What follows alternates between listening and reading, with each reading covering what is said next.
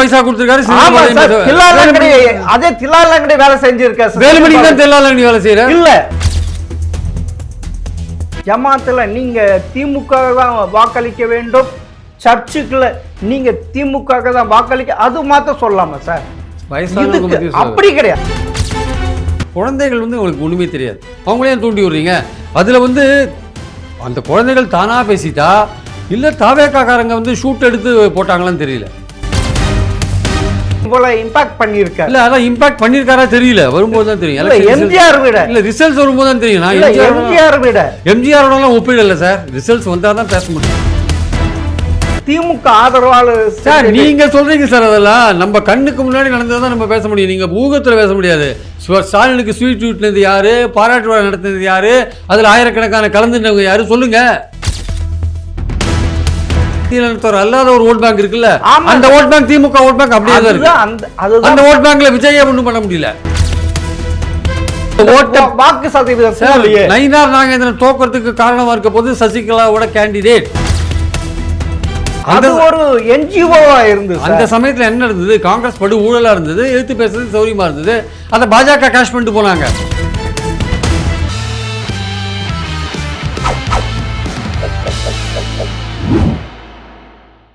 GeM TV நேயர்களுக்கு வணக்கம். மூத்த பத்திரிகையாளர் பிரியன் அவர்கள் சந்திப்பு வரங்க சார். வணக்கம் சார். வணக்கம் சார். சார் உண்மையிலே மொத்த பேருமே தலை பிச்சிட்டு இருக்காங்க, யார் ஆட்சி அமைப்பார்கள் என்று. உங்க கருத்துப்படி யார் சார் ஆட்சி அமைக்க வாய்ப்பு இருக்கு? அதாவது இன்னைக்கு இருக்கிற சூழலில் வந்து 4 முனை போட்டி அப்படின்றத நம்ம முதல்ல பேசிகிட்டு இருந்தோம். முதல்ல 4 முனை, நாம் தமிழர் வந்து 8% ஓட்டு வாங்கினாங்க, நம்ம அவங்களை அலட்சியப்படுத்தக்கூடாது அப்படின்னு 4 முனை போட்டியாக பேசிகிட்டு இருந்தோம். ஆனால் அது நாட்கள் போக போக என்னாச்சுன்னா அது 3 முனை போட்டியாக சுருங்கி போச்சு. சில பேர் சொன்னாங்க இல்லை 2 முனை போட்டியாக தான் இருக்கும், திமுகவுக்கு தான் போட்டி அப்படின்னாங்க. பட் கடைசி தேர்தலுக்கு முன்னாடி கடைசி ஒரு வாரம் வந்து திடீர்னு ஒரு விஜய்க்கு ஒரு ஹைப் வந்தது, ஒரு ஜம்ப் வந்தது. ஆக்சுவலாக அந்த ஜம்புக்கு அப்புறம் பார்த்தீங்கன்னா அதுவும் கடைசி நாளில் அவர் வந்து அதிமுக போட்டு ஒரே அடி அடிச்சிட்டார் அவர் போட்டு. அதுக்கப்புறம் பார்த்தீங்கன்னா மும்முனை போட்டியாக அது மாறிடுது. அப்போவும் கூட சில ஏரியாக்கள் அது மும்முனை போட்டியாகவும் சில ஏரியாக்களில் வந்து இருமுனை போட்டியாகவும் தான் இருந்தது என்னுடைய கருத்து ஆக்சுவலாக. ஸோ இந்த மாதிரி பார்க்கும்பொழுது இந்த மும்முனை போட்டின்னு காமனாக எடுத்துட்டிங்கன்னா என்ன ஓட்டை வந்து திமுக ஓட்டை பிரிக்கிறாரு, என்ன அதிமுக ஓட்டை பிரிக்கிறாரு, விஜய் என்ன ஓட்டு எடுக்கிறாரு அப்படின்ற பாயிண்டில் தான் இருக்குது. எல்லாருமே விஜய்க்கு ஓட்டு போட்டவங்க பெரும்பாலும் வெளிப்படையாக சொல்கிறவங்களாம் இருக்காங்க. எஸ் நான் விஜய்க்கு ஓட்டு போட்டேன், டிவி கேக்கு ஓட்டு போட்டேன், எங்கள் அம்மா அப்பாட்ட சொல்லி டிவி கேக்கு ஓட்டு போட சொன்னேன்னு எல்லாம் வெளிப்படையாக சொல்கிறவங்களாம் இருக்காங்க. இந்த வெளிப்படையாக சொல்கிறவங்கள தவிர ஒரு பெரிய ஓட்டு போடுற கும்பல் வந்து இப்போ சொல்லாத கும்பல் ஒன்று இருக்கிறத நம்ம பார்க்குறோம். அவங்க யாருக்கு ஓட்டு போட்டாங்கன்னு நமக்கு தெரியாது. டிவி கேக்கு ஒரு நல்ல ஸ்கோப் இருக்குன்றாங்க, அவங்க சொல்கிறத நம்ம வந்து அலட்சியப்படுத்த முடியாது. நல்ல ஸ்கோப் இருக்குன்னா வந்து ஆட்சியை பிடிக்கிற அளவுக்கு ஸ்கோப் இருக்குது அவங்க சொல்கிறாங்க. பட் என்னுடைய பார்வையில் அவங்க ஆட்சியை பிடிக்கிற அளவுக்கு ஸ்கோப் இல்லைன்றது என்னுடைய கருத்து. அவங்களுக்கான ஓட்டு பர்சன்டேஜ் வருமானா குறைந்தபட்சம் அவங்க 20% ஓட்டு வாங்குறதுக்கான வாய்ப்புகள் பெற்றிருக்காங்கன்னு என்னுடைய கருத்து ஆக்சுவலாக. அதே சமயம் பார்த்திங்கன்னா அவங்க யார்கிட்டேருந்து ஓட்டு எடுக்கிறாங்க அப்படின்னு பார்த்திங்கன்னா மாற்றம் வேண்டும் அப்படின்னு கருதுகிற மக்கள்கிட்டேருந்து ஓட்டு எடுக்கிறாங்க, திமுகவை பிடிக்காதவர்கள்ட்டேருந்து ஓட்டு எடுக்கிறாங்க, இல்லை வந்து திமுகவை வந்து பாஜகலேயோ அதிமுகவிலேயோ வீழ்த்த முடியாதுன்னு நினைக்கிறவங்ககிட்டேருந்து ஓட்டு எடுக்கிறாங்க. இந்த 3 வகையில் அவங்க ஓட்டு எடுக்கிறாங்க. நாம் தமிழர்கிட்டேருந்து கொஞ்சம் ஓட்டு எடுக்கிறாங்க. இந்த மாதிரிலாம் ஓட்டு எடுக்கும்போது அவங்க குறைஞ்சபட்சம் ஒரு 20% ரீச் பண்ணுவாங்க அப்படின்றது நான் நினைக்கிறேன். அது என்னுடைய கணக்கு அந்த மாதிரி இருக்குது. ஒரு அதுக்கு மேலேயும் போகலாம் குறைவாகவும் போகலாம் சொல்ல முடியும். அந்த 20% விஜய் எடுக்கும்போது இரு திராவிட கட்சிகள் யாருக்கு பாதிப்பு ஏற்படலாம்? அதிமுகவுக்கு ரொம்ப பாதிப்பு ஏற்படும். என்ன காரணம்னா வந்து நான் இப்போது நிறையா தொகுதிகளில் செக் பண்ணும்போது என்ன அவங்க சொல்கிறாங்கன்னா திமுகவை தோற்கடிக்கிறதுல வந்து கடைசி ஒரு வாரத்தில் வந்து விஜய்க்கான வாய்ப்புகள் கொஞ்சம் கூடி இருக்குது. அவர் திமுகவை வந்து ஒரு பொசிஷன் பண்ணிட்டாரு, எனக்கு எதிரி திமுகவுக்கு எதிரி நான் தான்ட்டு. அதிமுக அந்த அளவுக்கு இல்லை, பாஜகவும் அதிமுக இருக்கிற கூட்டணியால் திமுகவை தோற்கடிக்க முடியாதுன்னு அந்த ஓட்டுகள்லாம் கொஞ்சம் ஷிஃப்ட் ஆகிருக்கு, தாவேகா பக்கம் ஷிஃப்ட் ஆகிருக்கு. மாற்றம் வேணும்னு நினைக்கிறவங்க இதுவரையும் அதிமுகவுக்கு போட்டிருந்தாங்க, திமுக இல்லாட்டி அதிமுகவுக்கு, அவங்க கொஞ்சம் இப்படி மாறி தாவேகாவுக்கு போயிட்டாங்க, அதனால் அதிமுக ரொம்ப பேட்லி அஃபெக்ட் ஆகிருக்கு அப்படின்றாங்க. அதே சமயம் திமுகவும் ஓட்டு இழக்காதுன்னா ஓட்டு இழக்கும் திமுக வந்து திமுகவுக்கு போகிற மைனாரிட்டி ஓட்டு, குறிப்பாக கிறிஸ்துவர்கள் ஓட்டில் குறைந்தபட்சம் 50% விஜய் எடுக்கிறார். குறைந்தபட்சம் 100 ஓட்டு இருக்குன்னா 50 ஓட்டு எடுக்கிறார். இன்றைக்கி மார்னிங் என் கூட ஒரு கிறிஸ்துவ பேராயர் பேசினார். அவரே என்னோடய பேச்சை பார்த்துட்டு அவரே எல்லாம் ஃபோனில் பேசினார். நேற்று நீங்கள் பேசினதெல்லாம் கேட்டேன்னு. அவர் சொன்ன விஷயம் என்னென்னா எங்கள் கிறிஸ்தவர்கள் ஓட்டில் 100ல் 50% அவர் எடுக்கிறார் சார், விஜய் எடுக்கிறாருன்னு. அப்போ 50% அவங்க இழக்கிறாங்க திமுக. முஸ்லீம்கள் ஓட்டு ஒரு ஓட்டு போலன்னு அவங்க சமுதாயத்தில் சொல்கிறாங்க. அது என்னென்னு எவ்வளோ தூரம் அண்ணா அதில் முஸ்லீம்களை பெரும்பாலான பெண்கள் வந்து டிவிகேக்கு ஓட்டு போட்டிருக்காங்க. அந்த அந்த ஆஸ்பெக்டில் நம்ம வெரிஃபை பண்ணி பார்த்தோம். ஆண்களை விட பெண்கள் அதிகமாக. இப்போ கிறிஸ்தவர்கள் வந்து ஒரு முன்னாள் பேராசிரியர் ஃபாதராக இருக்கார். அந்த ஃபாதர் இன்னைக்கு காலையில் என்கிட்ட பேசினார். இன்னைக்கு காலையில் அவர் பேசி சொன்னது என்னென்னா, சார் எங்கள் கிறிஸ்டியன்ஸில் நான் உண்மையை சொல்கிறேன், 50% வந்து ஆயர்கள் சொன்னதெல்லாம் கேட்கவே இல்லை, பிஷப் சொன்னாங்கல்ல அதெல்லாம் அவங்க கேட்கவே இல்லை சார், டிவிகேக்கு தான் ஓட்டு போட்டிருக்காங்க அப்படின்னு. அப்போ உண்மையிலேயே அது திமுகவுடைய ஓட்டு தான். அது இதுக்கு முன்னாடி திமுகவுக்கு ஓட்டு போட்டவங்க தான் அங்கே போட்டிருக்காங்க. அப்போ அவங்க 50% இழக்கிறாங்க. ஒரு 12-13% இருக்கிறதுல வந்து ஒரு 6% கிறிஸ்டியன்ஸ் இருக்காங்க. 6% கிறிஸ்டியன்ஸில் 3% ஓட்டு அவங்க இழக்கிறாங்க. யார்? திமுக இழக்குது. ஆனால் இங்கே போகிற ஓட்டு எப்படி இருக்குன்னா, அதிமுகவில் போகிற ஓட்டு அதுக்கு மும்மடங்காக இருக்குது. 9% இருக்குது இங்கே போகிற ஓட்டு. இங்கே வந்து ஏற்கனவே சசிகலாவும் ராமதாஸும் அதிமுக அணி ஓட்டை பிரிக்கிறாங்க பல இடங்களில். அப்புறம் தினகரனுக்கு ஓட்டு போகுமா இல்லையான்றது நமக்கு தெரியல.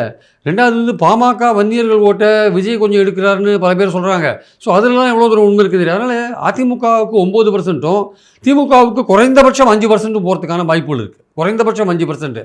அவங்க திமுக என்ன சொல்கிறாங்க, இந்த 5% நாங்கள் வந்து பயனாளிகள் மூலமாக நாங்கள் சரி பண்ணுவோம், குறைஞ்சபட்சம் 3-4% சரி பண்ணுவோம் எங்கள் பயனாளிகள் மூலமாக. நாங்கள் அதிமுகவை பொறுத்த மட்டும் அங்கே வந்து ஒரு கவர்ச்சியான ஒரு லீடர் இல்லாதனால, ஒரு ஜெயலலிதா மாதிரியான லீடர் இல்லாதனால அது வந்து கொஞ்சம் ஒரு நம்பிக்கை எழுந்து காட்சியளிக்குதோன்ற மாதிரியான ஒரு தோற்றம் இருக்குது. அதனால் அவங்களுடைய இப்போ திமுக வந்து 45லேருந்து 10% குறைஞ்சா கூட 35% வரும்.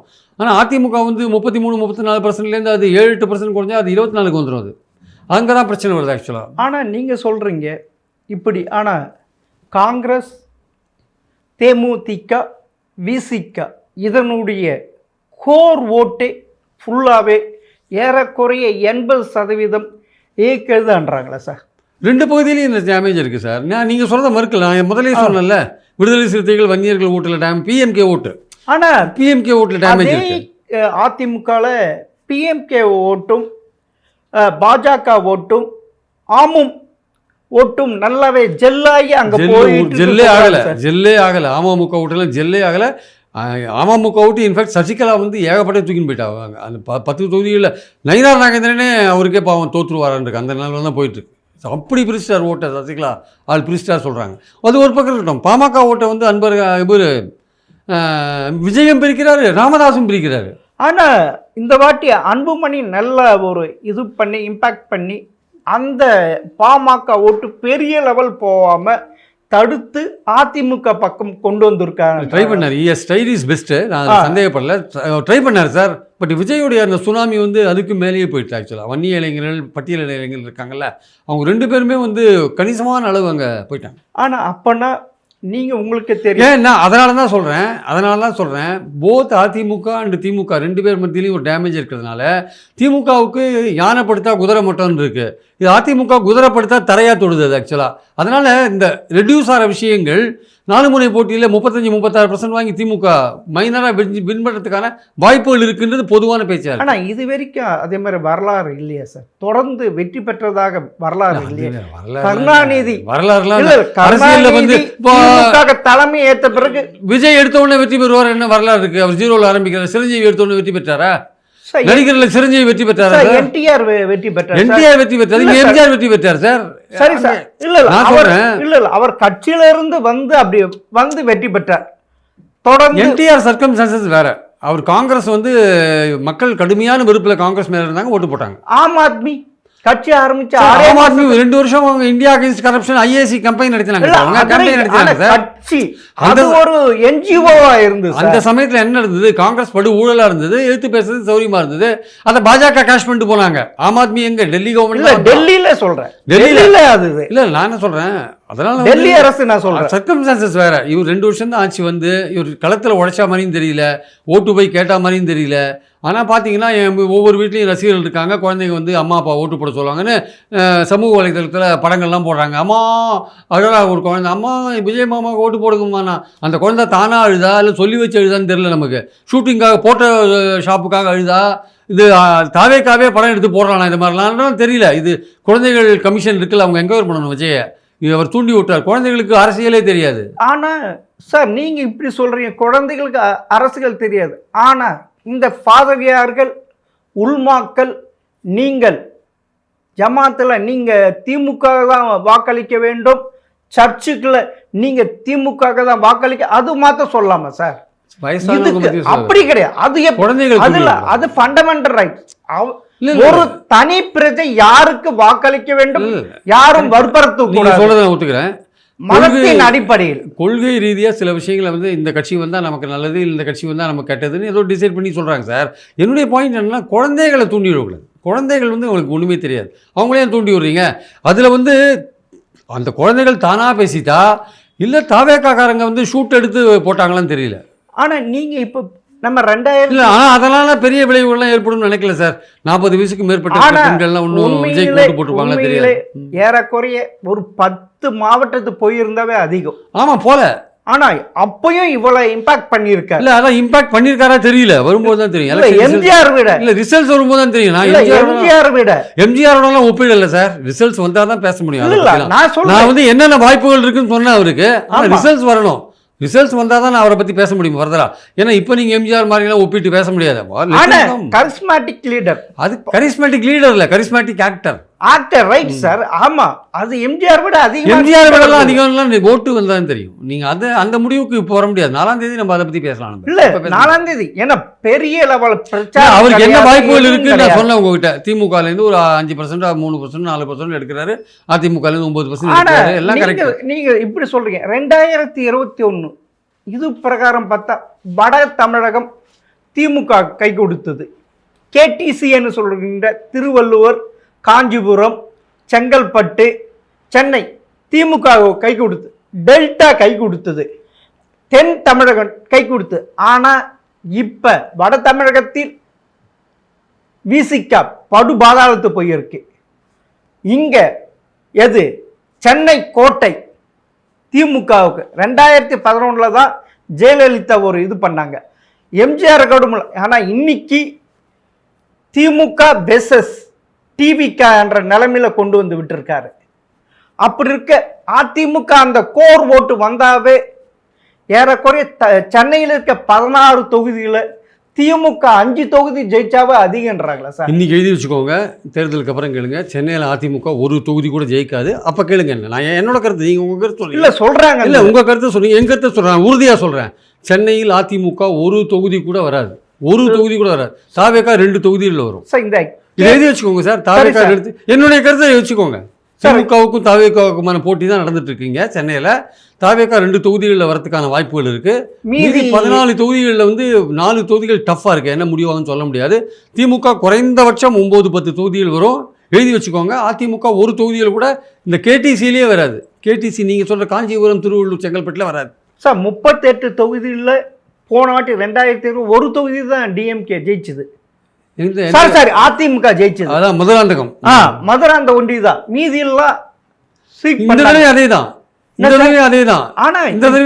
ஆனா இப்ப வந்து பாத்தீங்கன்னா அரசு ஊழியர்கள் பெரும் இதெல்லாம் உங்க கருத்து சார். இதெல்லாம் நீங்க சொல்றீங்க, அரசு ஊழியர்கள் கருத்து வெறுப்பா இருக்காங்க, ஆசிரியர்கள் வெறுப்பா இருக்காங்க, எல்லாம் நீங்க சொல்றீங்க. திமுக எய்ம் பண்றது ஒண்ணுதான், அவர்களால் பயன்பெற்ற பயனாளிகள் அவங்க ஓட்டு போடுவாங்கன்னு நினைக்கிறாங்க. அது நடக்குமா இல்லையான்றது எலெக்ஷன்ல தெரியல. உங்களுக்கு தெரியும் 2001 2006 ஜெயலலிதா ஆட்சியை டெஸ்மா கொண்டு வந்து அரசு ஊழியர்கள் 2006 அந்த அரசு ஊழியர்கள் தான் கருணாநிதிக்கு வாக்கு போட்டு கருணாநிதிக்கு அவர் எங்க ஜார்ஜ் கோட்டைக்கு வரப்ப அரசு பூ பொழிந்து வரவேற்றாங்க சார். யாருமே செய்யாது. அப்படி இருக்க இன்னைக்கு நான் உங்களுக்கு பழைய பென்ஷன் தரேன், சமநிலையான ஊழியன் தர, இப்படி அள்ளி விட்டு இப்ப 13 லட்சம் அரசு ஊழியர் பாராட்டு விழா நடத்தினாங்க. அவங்க தானே பாராட்டு விழா நடத்தினாங்க. அந்த அவங்க தானே பாராட்டு விழா நடத்தினாங்க. ஆமா, யார் அது? அது யாரு? அது யாரும் எனக்கு தெரியாது. பாராட்டு யார் அது? நீங்க கேக்குறீங்க சார். பாராட்டு விழா நடத்தினாங்க. ஏன் நடத்தினாங்க? ஏன் ஸ்வீட்டை கொண்டு சிஎம் வாயில ஊட்டி விட்டாங்க? யார் அது? அதுதான் யார் அது? சொல்லுங்க, யாரு சொல்லுங்க. அவங்க தலைவர்கள் தானே, தலைவர்கள் தானே. ஆனா மீதி பேர் அதிமுக இருக்க ஒரு குரூப், அந்த ஆசிரியர் குரூப் இருப்பாங்க, அவங்க அதிருப்தி தெரிவிப்பாங்க. அது இயல்பான விஷயம். யார் கொண்டு ஸ்டாலினுக்கு வாயில ஸ்வீட்டை ஊட்டினது இந்த ஸ்கீம் வந்த பிறகு? ஆமாம் சார், யார் ஊட்டினது சொல்லுங்க நீங்க. அது வற்புறுத்தி அதுவே பிரிஞ்சு போச்சுல, பெரிய பிரிஞ்சு போச்சு பிரச்சனை நீங்க ஆச்சுல்ல. சொல்றீங்க சார். எல்லாம் எல்லா காலகட்டத்திலையுமே ஆசிரியர்கள், அரசு ஊழியர்கள் எல்லாருமே திமுக ஓட்டு போட மாட்டான். அதில் ஒரு 20% அதிமுகவுக்கு ஓட்டு போடுவான். அவன் தான் இந்த அதிருப்தி விஷயங்கள்லாம் கிளப்பிட்டு இருக்கான். அவன் தான் அதிமுக ஓட்டு போடுவான். ஒட்டுமொத்தமாக ஆசிரியர்கள், அரசு ஊழியர்கள் திமுகவை புறக்கணிச்சிட்டாங்கன்னா இல்ல, அரசு ஊழியர்கள் 13 லட்சம் பேர் இருக்காங்களே, அது இல்ல, ஒரு அது இல்ல. குடும்பத்துல ஏறக்குறைய ஒரு 75 லட்சம் இருக்காங்களே. ஒட்டுமொத்தமாக புறக்கணிக்கல சார், ஒட்டுமொத்தமாக புறக்கணிக்கல. அதில் கொஞ்சம் பேர் விலகி போயிருக்கலாம். எல்லா செக்டார்லையும் கொஞ்சம் கொஞ்சம் போயிருக்கலாம் சார். அவங்க அதிமுகவுக்கு போனாங்களான்னு தெரியாது, அவங்க தாவேக்கா கூட போயிருக்கலாம், சொல்ல முடியாது. ஏன்னா திமுகவுக்கு எதிராக இருக்கிற ஓட்டுகள் இந்த வாட்டி அதிமுகவுக்கு போல, தாவேக்காவுக்கு போயிருக்கு. அந்த ஜாக்டோஜியை தான் அப்படி பண்ணாங்க. அது திமுக ஆதரவாளர் சார். நீங்க சொல்றீங்க சார், அதெல்லாம் நம்ம கண்ணுக்கு முன்னாடி நடந்ததான் நம்ம பேச முடியும். நீங்க ஊகத்தில் பேச முடியாது. ஸ்டாலினுக்கு ஸ்வீட் வீட்டினது யாரு, பாராட்டு விழா நடத்தினது யாரு, அதில் ஆயிரக்கணக்கான கலந்துட்டவங்க யாரு, சொல்லுங்க சொல்லுங்க. யாரு ஒய்எம்சியில் இன்னைக்கு ஆயிரக்கணக்கான பேர் கலந்துட்டாங்களே, யார் அது? அரசு ஊழியர்கள். பின்ன அதனால எல்லா செக்டார்லையும் கொஞ்சம் பிளவு இருக்கும். திமுகவுக்கு எதிரான ஓட்டுகள் இருக்கும், அவங்க போடுவாங்க. ஆனால் அந்த ஓட்டுகள் இந்த வாட்டி அதிமுகவுக்கு போச்சானா போல, அது தாவேக்காவுக்கு முக்காவாசி போயிருக்கு. ஆமா, அதுதான் அந்த தாவேக்கா தான் இங்க இந்த கேடிசிலையும் ஃபைட் கொடுக்குறாங்க, பல ஃபைட் பண்றாங்க. வட தமிழகத்திலையும் பண்றாங்க. டவுன் ஆகி போச்சு. உன்னங்கிட்ட 88 பிசிகா மட்டும் டவுன் ஆகல, பிஎம்கேவும் டவுன் ஆயிருக்கு. அங்கல அந்த பிசிகாவும் டவுன் ஆகி தேமுதிகவும் டவுன் ஆகி, அது தெரியாது. பிஎம்கே விட தேமுதிகவோட வாக்கு வங்கி வேற. ஆக்சுவலா அது டவுன் ஆச்சா தெரியாது. அது வந்து வன்னியர்கள் அல்லாத, பட்டியல் சமூகம் அல்லாத ஒரு பெரிய வாக்கு வங்கி தேமுதிக. இல்ல, வட தமிழகத்துல இருக்கு. அவங்க பட்டியல் அல்லாத, வன்னியர்கள் அல்லாத ஒரு சமூகம், பெரும்பாலான சமூகம் உயர் ஜாதி சமூகம். அது இந்த முதல் தேர்தலிலே விருதாச்சலத்துல ஜெயிச்சது எப்படி சார்? சார், வன்னியர்களும் ஓட்டு போட்டாங்க சார். வெற்றி பெற்றார். விஜயகாந்துக்கு ஓட்டு போட்டாங்க சார். விஜயகாந்தோட பிரச்சாரத்தில் நானே அவர் பின்னாடி போயிருக்கேன் கவர் பண்ணுறதுக்காக. அப்போ வந்து பட்டியலினத்தோர், வன்னியர்கள் 2 பேருமே அவருக்கு சப்போர்ட் பண்ணாங்க, ஓட்டு போட்டாங்க, ஜெயிச்சார். இன்னைக்கு என்ன பிரச்சனைன்னா அந்த ஓட் பேங்க்ல கொஞ்சம் பிளவு வந்திருக்கு. ஆனால் வன்னியர் அல்லாத, பட்டியலினத்தோர் அல்லாத ஒரு ஓட் பேங்க் இருக்குல்ல, அந்த ஓட் பேங்க் திமுக ஓட் பேங்க் அப்படியே தான் இருக்கு. அந்த ஓட் பேங்க்ல விஜயை ஒன்றும் பண்ண முடியல. அந்த ஓட் பேங்க்ல விஜயை ஒன்றும் பண்ண முடியல. அந்த பட்டியலினத்தோர் ஓட் பேங்க்ல விஜய் பாதிச்சாரு, வன்னியர் ஓட்டை பாதிச்சாரு. நடுவில் இருக்கிற செட்டியார், முதலியார், நாயுடு, நாயக்கர் ஓட்டை அவரால் ஒன்றும் பண்ண முடியல. அப்படியே திமுக போயிருக்கு சார். எழுதி வச்சுக்கோங்க, எழுதி வச்சுக்கோங்க. அப்படியே திமுக இங்க மட்டும் இல்ல, கோயம்புத்தூர்ல போயிருக்கு, விருதுநகர்ல போயிருக்கு, அப்படியே திமுக போயிருக்கு. அதே மாதிரி டெல்டா பகுதியில் விவசாயிகள் சார், விவசாயிகள் இந்த தடவை திமுகவுக்கு வாக்களிக்க கூடாது என்று சொல்லி இருக்காங்கல்ல. ஏன்னா எடப்பாடி ஆட்சி ரெண்டு தடவை நம்மளுக்கு விவசாய கடன் தள்ளுபடி செஞ்சார், இவர் எதுவுமே செய்யல, இவருக்கு ஓட்டு அளிக்க கூடாது. பிஆர் பாண்டியன்னு சொல்லியிருக்கா சார். அடி வாங்குது. பிஆர் பாண்டியன் ஒரு காலத்துல திமுகவோட க்ளோஸா இருந்தாரு. ஆமா சார். ஸ்டாலின் அப்பாயின்மெண்ட் கொடுக்கலன்னு கோச்சிங் போயிட்டாரு அவரு. அவர் சொல்றதெல்லாம் நம்பாதீங்க. நான் சொல்றது என்னன்னா, அவர் சொல்றது நீங்க நம்புறது உங்க இஷ்டம். நான் சொல்றது என்னன்னா, டெல்டா வந்து என்னைக்குமே திமுகவோட கோட்டை. போன வாட்டி 41 இடத்துல 4 இடம் தான் அதிமுக வாங்கினாங்க. இந்த வாட்டி அதிகபட்சமா இன்னொரு 6 இடம் கூட வாங்குவாங்க, 10 இடம் வாங்குவாங்க.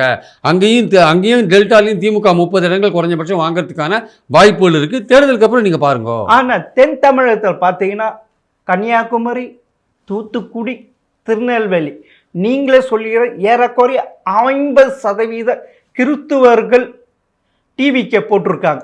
அப்பனா அங்க எவ்வளவு ஜெயிச்சாங்க சார்? அங்க 58 தொகுதியில 16 தான் ஏடிஎம்கே ஜெயிச்சது. 16 தான் ஏடிஎம்கே ஜெயிச்சது. மீதி டிஎம்கே. இந்த வாட்டி அந்த எண்ணிக்கை கொஞ்சம் குறையும். ஆமா, இப்ப ஏடிஎம்கே 16ன்றது இப்ப ஏடிஎம்கேக்கு இன்க்ரீஸ் கிடையாது, தாவேக்காக்கு தான் மறுபடியும் இன்க்ரீஸ். ஆனால் அங்கே முக்குலத்தோர் கோபமாக இருக்காங்க. கிறிஸ்துவ நாடார்கள் கொஞ்சம் பிளவு வந்திருக்கு. இந்து நாடார்கள் பாஜக கொஞ்சம் போடுறாங்க, திமுக கொஞ்சம் போடுறாங்க. முக்குலத்தோர் முழுக்க சசிகலா அல்லது திமுக போடுறாங்க, ஏடிஎம்கே புறக்கணிக்கிறாங்க. தேவேந்திர குலம் வந்து கொஞ்சம் பாஜக, மிச்சம் வந்து திமுக. ஆமா, அப்பனா டிடிவிக்கு ஒண்ணுமே இல்ல. டிடிவியை பொறுத்த மட்டும் ஒண்ணுமே இல்ல. அவருக்கு கிடைச்ச ஓட்டுன்றது எடப்பாடி எதிர்ப்பு ஓட்டு சார். ஆமா, அவர் எடப்பாடியோட சேர்ந்தனால அந்த ஓட்டை மிஸ் பண்றாங்க. கேட்ட முக்குளத்தோர் எப்பயுமே அதிமுகவுக்கு. அது சசிகலா இன்னொரு சசிகலா அங்க போய் ஓட்ட பிரிக்கிறா.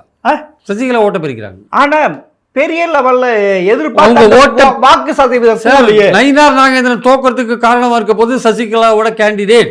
ஆனா இப்ப இன்னொன்னு வருகிறது, நயினார் நாகேந்திரன் ஜெயிப்பாரு. அதற்கு எதிராக நிக்க வைக்கப்பட்ட சசிகலாவின் லாஸ்ட்ல சமரசம் ஆகிவிட்டா இசைக்கு முத்தா அவர் சமரசம் ஆகிவிட்டார். அவர் சமரசம் பிரயோஜனம் இல்ல, அந்த கம்யூனிட்டி சமரசம். நைனா எளிதில் வெற்றி பெறுவார், தெலுங்கர் வாக்குகளை வாங்கி வெற்றி பெறுவார், சந்திரபாபு நாயுடு நல்லா இது பண்ணியிருக்காங்கன்றாங்க சார். எழுதி வச்சுக்கோங்க, தேர்தலுக்கு அப்புறம் பேசினா நைனார் தோக்குறாரு. ஆமா, கொங்கு மண்டலத்துல இவ்வளையும் வாரி இறைச்சி இருந்தாலும், அதாவது கவுண்டர்கள், கொங்கு வெள்ளார கவுண்டர்கள் எப்படி திரும்பவும் எடப்பாடி தான் ஆட்சிக்கு வரணும்ட்டு அங்கேயும் அதிகமான வாக்கு சதவீதம் நடந்திருக்கு.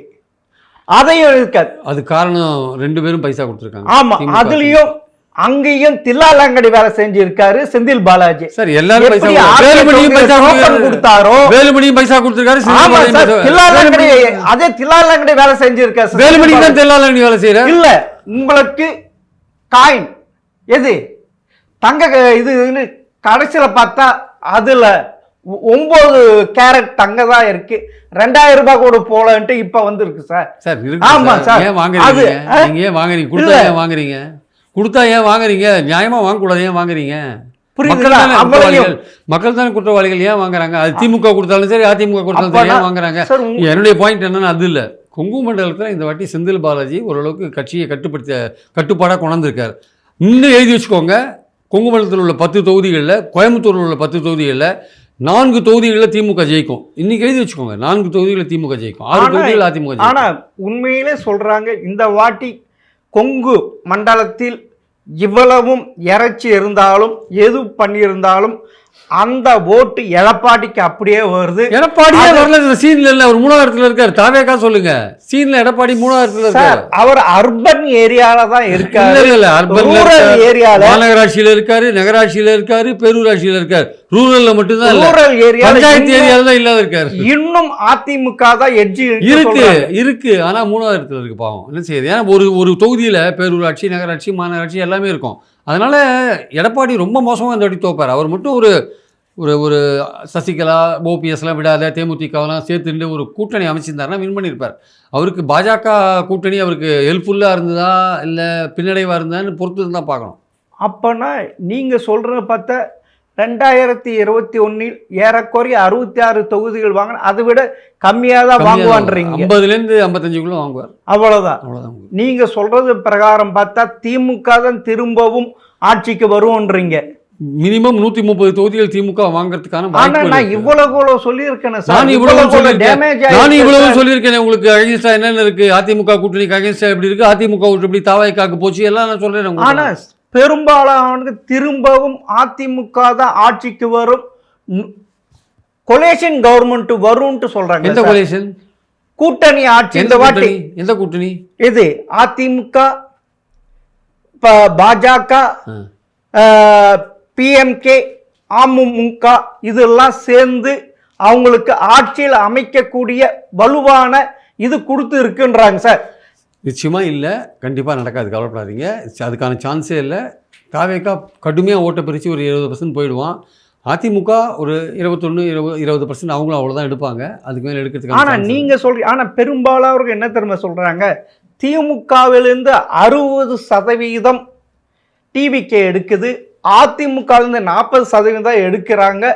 அதனால் அந்த கோர் ஓட் அப்படியே இருக்குது. ஏன்னா திமுக இந்த வாட்டி இளைஞர்கள் வரல, பெண்கள் ஏறக்குறைய அங்கே போயிட்டாங்க. இப்படிலாம் ஜெயலலிதாக்கு இருந்து, அதிமுக இருந்து 2001 ஸ்டாலின் கொடுத்தாங்க, இந்த வாட்டி அங்கே போய் இருக்கு. அதனால் இவ்வளவு பேக் இருக்கிறதுனால அதிமுக திரும்பவும் ஆட்சிக்கு வரும்.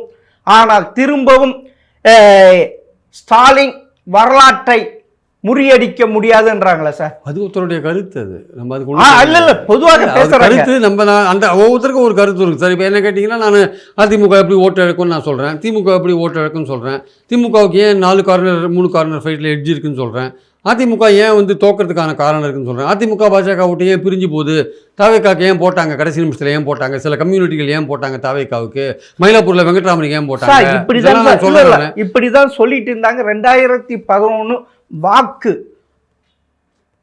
போலிங் ஆன பிறகு ஒரு பேச்சு ஏற்பட்டது. இப்ப எப்படி டிவிக்கு அப்போ அதிமுக தான் ஆட்சிக்கு வரும்ட்டு பரபரப்பா ஏற்பட்டது. ஆனா இந்தியா டுடே சட்ட தேர்தல் விதியின் சட்ட விதிகள் மீறி எக்ஸிஸ்ட் போல விட்டு திரும்பவும் திமுக தான் ஆட்சிக்கு வரும்ட்டு போட்டாங்க. கடைசியில என்ன சார் ஆச்சு? அதெல்லாம் எதிர்கட்சி கூட வர முடியல சார். அவங்க கருத்து கணிப்பு சார்.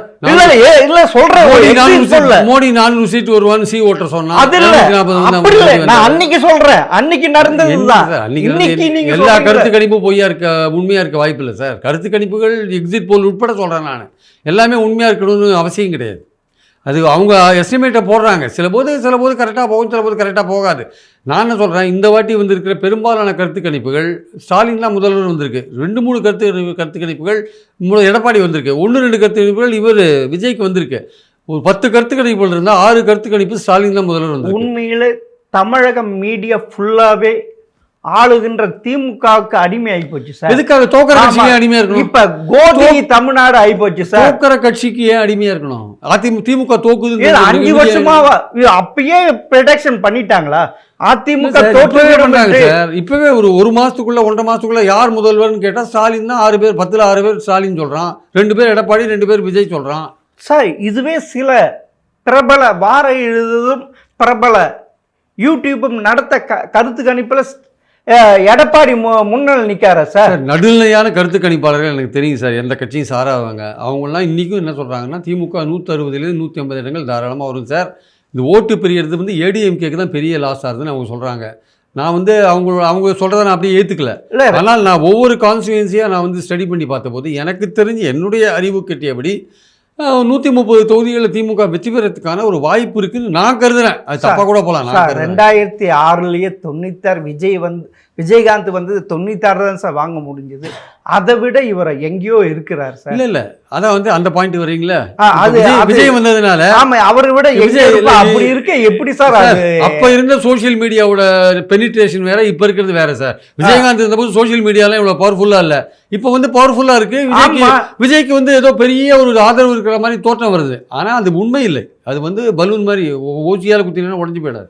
நம்ம பாயிண்ட் என்னன்னா, சோசியல் மீடியா வந்து இவ்வளவு விலைவாசி உயர்வு, இவ்வளவு சட்ட ஒழுங்கு மோடி காரணம் இல்லையா? இப்படி இருக்கும் நீங்க திமுக தான் ஆட்சிக்கு விலைவாசி உயர்வு சிம்பிள் சார். சிம்பிள் 4 முறை 3 முறை போட்டியில ஓட்டு தாவேக்காவை வந்து அதிமுக ஓட்டை பிரிக்கிறதுனால திமுக வின் பண்றான். அவ்வளவுதான் விஷயம். அவ்வளவுதான் சிம்பிள். அப்படிங்களா சார்? சிம்பிள், ரொம்ப சிம்பிள் சார். பொறுத்திருந்து பார்ப்போம். மே 4ஆம் தேதி தெரிந்துவிடும். மிக்க நன்றி சார். Thank you sir.